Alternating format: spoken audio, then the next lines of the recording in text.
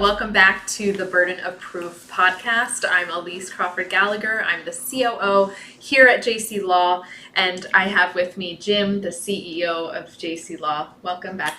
Hey Elise, how are you? Great, thank you. What are we talking about today? Today we're going to be talking about managing a divorce. So in a past episode, you've talked about following your gut when it comes to contemplating a divorce. So if you feel that urge in your gut that you need to go and talk to a lawyer about your options, I hope you have done so.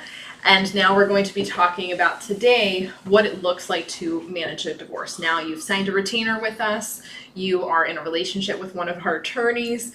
You have been given a roadmap letter, which I'm sure we'll talk about in a little bit. You've been introduced to our legal assistants, your legal team here at JC Law. Now, what does the next step look like in that process? Well, that's an interesting discussion, and probably I think we're going to probably have to create several episodes for this one. But managing a divorce, that's a big equation. I would say that managing a divorce starts with each person's expectations. What is the lawyer's expectations and duties? What is the client's expectations? Expectations are everything. Yes, they are. If you as a client expect the lawyer to solve everything in your life, and to also take you to dinner every night, and also to do your clothes and laundry, and to hold your hand.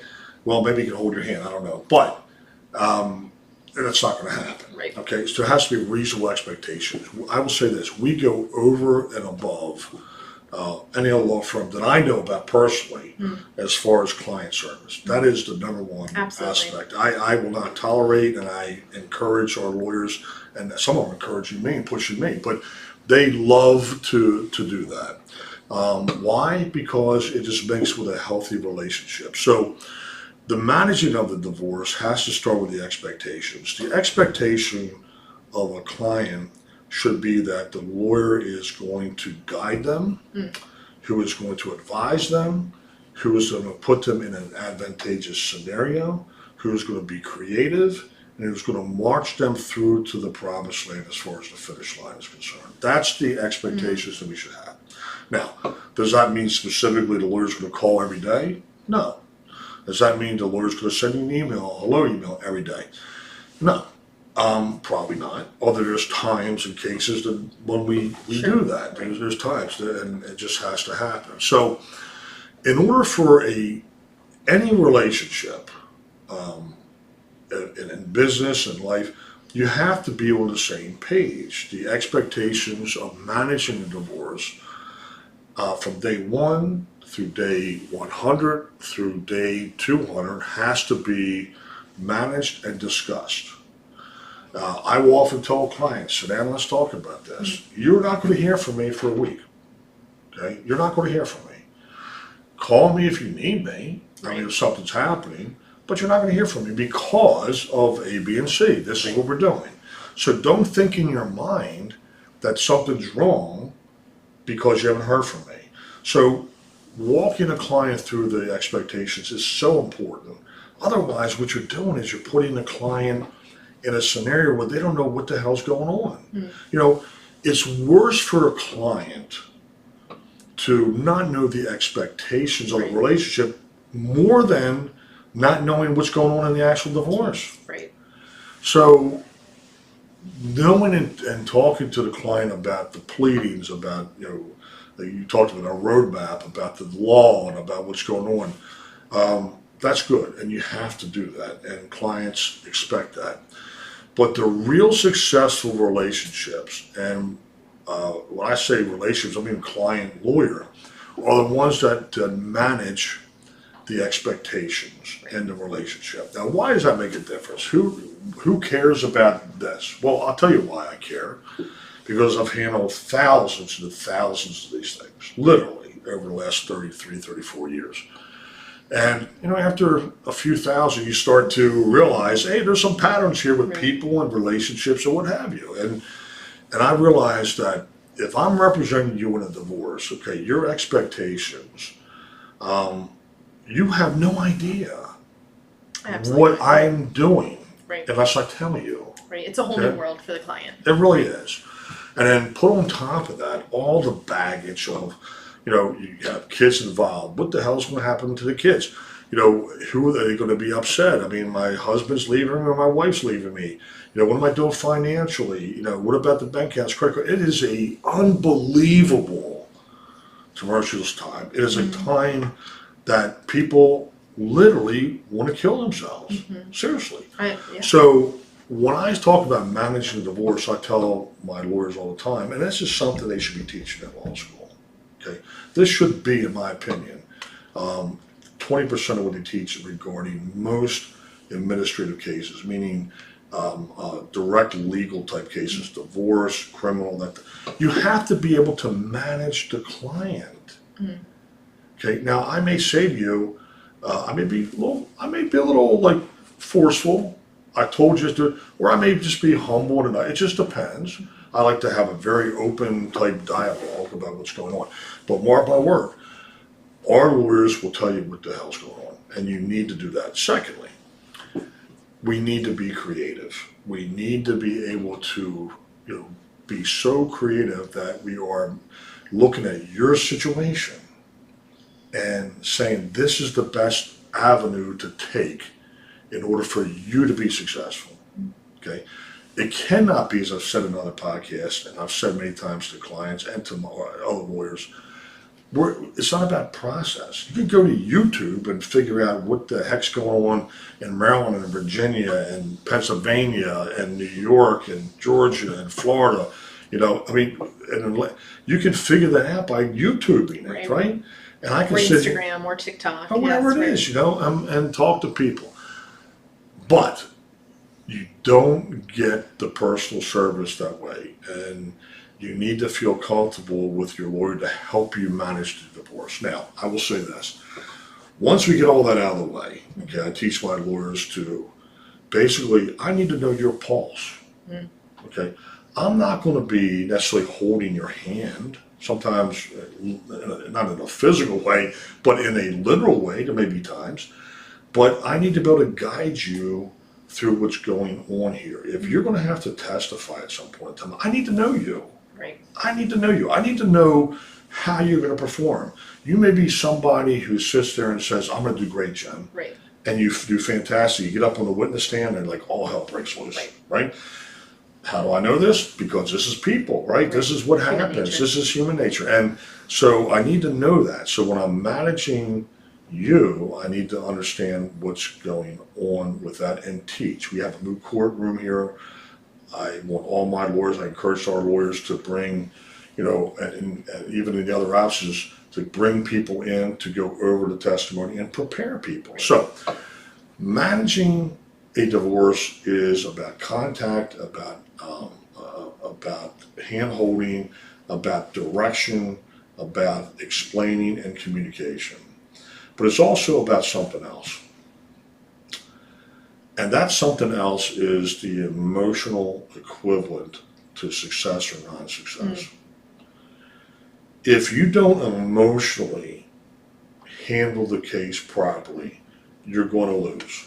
Which is such a unique position that I don't think, as you mentioned in law school, that attorneys are quite prepared for when they come out of law school. They don't know. It takes time. Right. It really does. It takes time. And, how are you going to ask a patient who goes into an emergency room who has a life potential ending injury to discuss something rational with you? I'm not saying the clients can't, but we have a duty. Okay. Now, after a period of time, the relationship is created. We walk people through, and then we encourage and we allow people to basically be able to communicate with us. We do what people want us to do, right. As far as advising or what have you. But the emotional IQ is so important for a lawyer. That's something I take pride in teaching lawyers for years, that you have to understand the client's emotional IQ. At the moment, they may have a very high IQ in life, right? But how the hell can you expect them to, be in their A game in a situation like this? It's almost like building trust in a war zone. That client is in survival mode, and so they need to learn how to develop a relationship with someone in a survival mode. So if when I teach lawyers, And when I show them how to manage these cases, and frankly, when I talk to clients, if you can manage the emotional IQ from day one to that year to 6 months, it's going to go a lot better, okay? And you're going to be able to do what needs to be done. Now, of course, you got to manage the pleadings, the imagination, and you need to fight sometimes. Sometimes there's a time to try to fix it and work it out. But if you need to go to battle, we're glad to do it. I do it. We do it all the time. This is what we're made of. This is how we focus and function. We're a litigation firm, but we also know how to look at somebody and say, you know what? I think we can get this done for you like that, and let's just work. Let's work this out. Okay. The fact that you want that bowl, okay, and he wants that kitchen bowl, I'll go buy you a bowl. Okay. Right. So sometimes, and a lot of times people are pissed off. I want that bowl. Screw you, Jim. And then 2 days later say, you know what? Thank you. I mean, I went and bought another bowl. So I'm being silly a little bit, but the point is that this is up to lawyers to manage this person's life at this time. Right, absolutely. I like the example of the doctor because that is a lifelong relationship. Yeah. And we don't see this relationship as just even a one and done relationship. We see you come to us for a divorce, we will, look at your will. There's always modification, custody modifications. We're not use the word process. This is not a process and procedure for us. We really want to develop that trust and relationship with a client. Most of my clients, I've known clients come back to me for 30 some years, and I mean, I see them for 5 years, Right. but they're going to call me, if they need something or what have you. The other aspect of managing the firm, the divorce itself, is that, it's not easy. It's not easy. No, it's not. Okay, it's not easy to be in a scenario where this other person who you've loved for years and years and years is now potentially your enemy. Adversary, right? I mean, I like the word enemy because, adversarial means one thing, but enemy means something different. You come home to this person and you talk to them and you relied on them and, et cetera, et cetera. Maybe they cheated. Maybe they just don't want to be with you. Maybe you don't want to be with them. Whatever it is, wow. It is like, it's like getting, the whole thing Mike Tyson says, everybody has a plan to get punched in the face. Well, we've been punched in the face, but we do some punching as well. So we can help you how you react if you've been punched in the face, and we need to we can neutralize it a little Right, bit. because you're stunned. We see a lot of stunned clients, right? When you're punched at first, you're seeing stars. And they're not thinking clearly. Right, and that's where we come in. Yeah. And here's a little tip. You may think you're thinking clearly, but a lot of times you're not. And here to help would in that situation because it's a volatile scenario. So managing divorce means that I like to give people a roadmap. I require all our lawyers and our legal professionals to give people a roadmap, not just with the legal pleading and the things, but as I said, this is how I do it all the time. I tell my lawyers, I feel like I'm a puppet master or something, but I do it all the time. They look at me like kind of sideways, like a dog looks at someone, they turn their head a little bit. But on the right-hand side, I tell people, here is the pleading side of litigation, okay? We have our pace, right? We file pleading, we file response, we file motions, okay? We may do some discovery, may file an answer, may do pretrial motions, we may do all kinds of things, but here's our pace. Many times that pace is 30-day response, 45 days. Reactionary, right. But it's spread out Right. over a period of time. So that's a lawyer's pace. Look at any state, okay, the rules of procedure, and how that works. But guess what? Okay, you have on the right-hand side, on the left-hand side, you have the client and how they need to manage the file. Here's what happens to a lot of clients, okay? I got beat up last night, domestic violence. My kids are gone. My husband's threatening this. I have no money. The car broke down. I don't know what to do.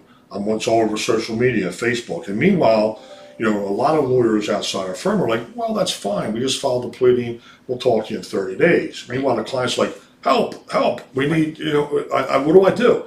Now, I'm not saying you got to be reactionary and jump. But you need to say, client, get in here, let's talk. You need to be proactive. We need to be proactive, and we need to realize that emotionally and intellectually, we have to live in their world for a minute. Right.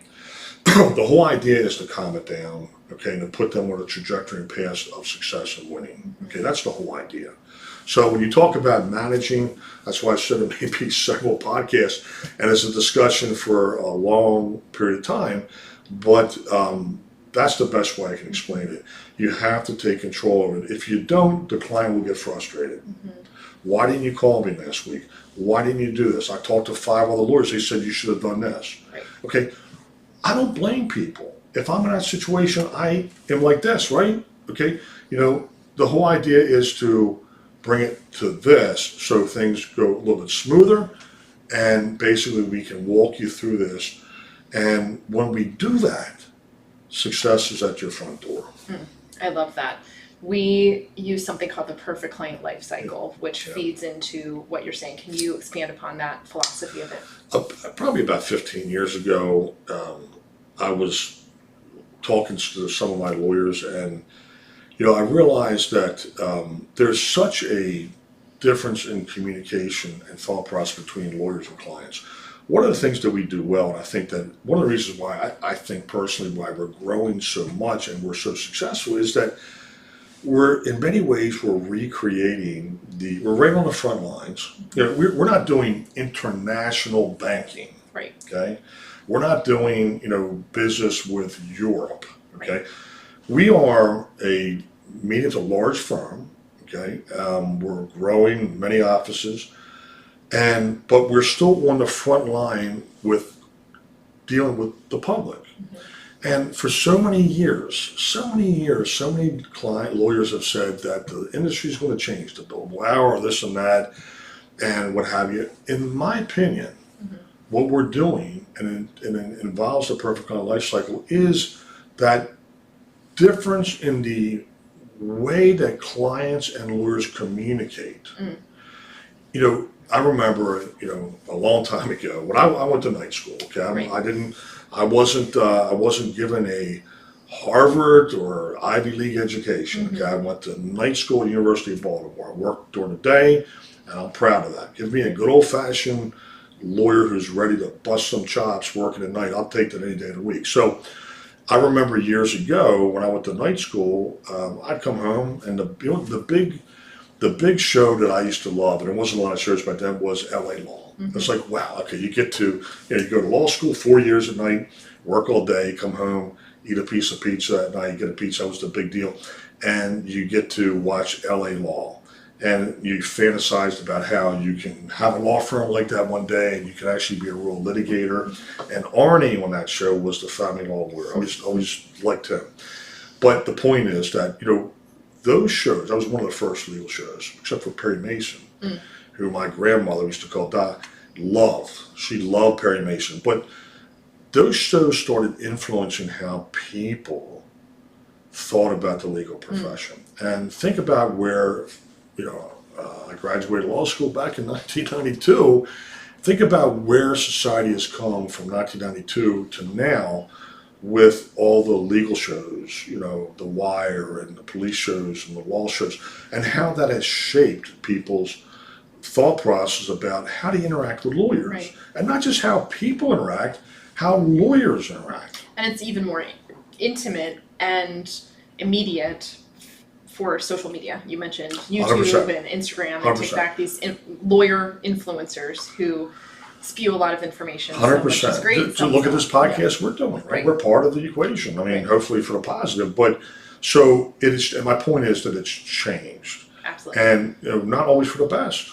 Okay. Sometimes more information is not good. Right. Meaning that you have all these people saying you got to do this and do this. You're going to get divorced, stand on your head, swing from a tree, and do this and do that, and somehow or another you're going to fit. You get all kinds of information. My suggestion there, obviously, go to the professionals, go to the pros, go to people like us that can really do it. But the point is, the discussion is on the front line. The perfect client life cycle that we do is simply this. It takes the client into consideration above anything else. You know, quite frankly, I'll be honest with you, I can try a major domestic or criminal case in my sleep. I can wake up tomorrow morning and I can do what I need to do. Just being honest, it is what it is, okay? The rules of procedure, litigation, thought processes, things like that, you know, after a while it becomes somewhat repetitive, and that's why you need to be creative. But the perfect client life cycle means that you are being inventive and you're doing everything we talked about as far as managing the client. Okay. And I broke it up, and I told my lawyers a lot years ago, it's about 5 to 7 different phases. Right. Okay. A client needs to understand that. The reality, okay, the reality of what it means. Most people don't realize the emotional brandishing and hurt that people have in phase one of the perfect client life cycle. That's basically the pleading. Right. They get served with it. It's like, oh my God, it may be a protective order, it may be whatever it is. I mean, he's trying to take my kids away? Right. Are you freaking kidding me? Right? So that is one thing. Phase 3, when you start getting into the discovery phase and you figure out, look, Jim, I can't tell you how many times I've heard. I know everything my husband has, everything my husband's done, or vice versa. And we get into discovery, it's like, oh my God, are you freaking kidding me? Some surprises there, yeah. Oh, I mean, read my next book. I'm just Yeah. being honest, it is unbelievable. So the point is, the perfect client life cycle is what we teach, and I really believe that eventually, okay, this is going to be the apparatus that bridges the gap, the great change. Yes. Okay, it brings clients down to reality. Here's your reality, and this is what we're talking about. Here's how we can change the reality. Here's how we can fix this for you and what you need to do. So it bridges that gap. And after all, isn't that really what we're talking about in the legal industry? Isn't the discussion and the interaction between the client and the lawyer paramount? Isn't that Absolutely. what we're talking about? So that's the direction we're going in, and that's the really cool thing about what our lawyers do. Okay, they try to. Is it perfect? Of course not. Okay, or because can you say that your emotions are perfect? No, of course not. But we stand the ground and we do what needs to be done. So perfect client life cycle, I could talk about it for hours. We could, right? But it's something really cool. I like it a lot. Yes, it's a legal strategy and financial forecasting method It is. that really, as you said, puts the client first. Part of our mission statement is to make the legal system accessible for the client. And You know, Elise, I have in our firm, you know, we represent cases that literally have tens of millions of dollars involved. Okay, but we also represent the neighbor down the street, you know, Jane and Tom or what have you, that don't have a lot of money, have kids, what have you. And I really believe that, and part of our mission is that those guys and gals, okay, deserve the same intensity and the same thought process and the same vigor and the same outcome that somebody that has a tremendous amount of money. Money is only part of the gig and the game. Yes, it's part of life, and you have to figure it out. But like you said, the perfect client life cycle enables people in that stratosphere who may not have a lot of money to be able to work with we call it our CAM department, our client account management department, which is really different than most firms. We don't call them bill collectors. We work with people. Money's a reality, but you'd be surprised how wonderful it can work out if you have people who are really working with you. Absolutely. Yeah. Are there any key takeaways that you want our listeners to have as we wrap up this episode? So I guess I thought about who would be listening to this, okay? I mean, is it somebody, I don't know, in California or in Miami or in Chicago? And what position are they in? I think that if someone is listening to this, they probably just started a divorce and they've just started a relationship with a lawyer, or maybe they're halfway through and they're just become a little disgruntled, okay? I will say this, the normal mode for people in the relationship with lawyers is that it starts out with fireworks, Everybody loves everybody. It is great. And then slowly the disconnect occurs, usually because of why? Because of what's happening. I mean, the client's getting lambasted, and so they become disillusioned. That's why what we do is we bridge that gap. So the people that are looking at this video, I think, are people that have started to experience that, or maybe are just contemplating getting into the relationship with the lawyer. If you're in a relationship with a lawyer and they're not really complying, you need to be the one that kind of says, I need to have a discussion with you and I need this from you, okay? Lawyers are terrible self-promoters. They are. I have walked out of courtrooms in my life where I'm like, wow, Crawford, you're the star, man. You just did something no one else could do. And I walk out, I'm waiting for the client to jump up and hug me, and they're like, thanks, Jim. I'm like, what? Do you realize what just happened? Then I have other times when, I have an impossible situation. I've made it palatable, and maybe they're not on top of the world at that very moment, and they're like jump up and down kissing me. Right. So a lot of it is because lawyers need to discuss these things and, quite frankly, explain to clients what they're doing and what they're not doing. I'm not saying be pound on your chest. I'm just saying be honest, be what it is. Yeah, talk about it. So I think that people in that situation they may have to open up the lawyers their own psychological limitations. And you know what? Listen, because I think that emotionality and that is such a big part of a relationship with a lawyer-client. I hate to say it, you may just need to go find somebody that you can find that works for you. Don't expect to go to a lawyer and it's just, this is perfect. Right. Okay. Sometimes you need to talk to people. You need to talk to 2, 3, or 4 or 5 lawyers. Of course, if you come here, you're going to find your perfect lawyer, right? I'm kidding, but I'm just for the sake of it. So sometimes clients need to kind of do due diligence. Absolutely. Right? Great. Okay. Thank you so much, Jim. This was All right. very helpful. See you next time. See you next time. Thank you for listening.